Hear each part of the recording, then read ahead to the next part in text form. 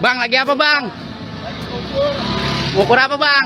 jarak dari SMA 5. Berapa meter bang?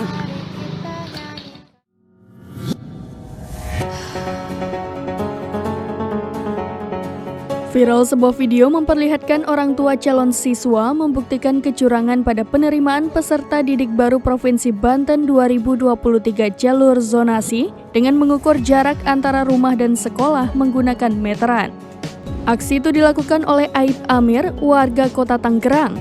Menggunakan meteran gulung, Aib mengukur jarak rumahnya dengan SMAN 5 Kota Tangerang yang berlokasi di Jalan Ciujung Raya Perumnas 1 Kota Tangerang. Unggahan video yang memperlihatkan aksi Aib mengukur jarak ke sekolah demi memastikan zonasi mendapat dukungan dari warganet di media sosial. Aib Amir melakukan aksi tersebut lantaran kecewa karena pada PPDB jalur zonasi putranya tak diterima di SMAN 5 Kota Tangerang. Aib heran karena siswa yang diterima lewat jalur zonasi yang jarak rumah ke sekolah hanya 59 meter. Nyatanya di rumah-rumah pada jarak 59 meter tersebut tidak ada anak yang bernama sesuai dengan yang dinyatakan lolos jalur zonasi.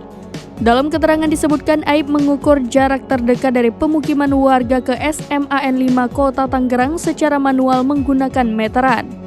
Aib didampingi oleh putranya untuk mencari peserta yang dipastikan diterima di SMAN 5 Kota Tangerang yang rumahnya berjarak kurang dari 100 meter dari sekolah.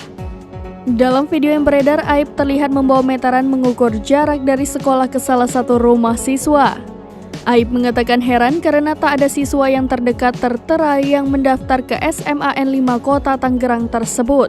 Ia juga mengaku telah menelusuri beberapa siswa yang diterima dengan jarak terdekat, namun ia tak menemukan hasil karena jaraknya yang justru lebih jauh.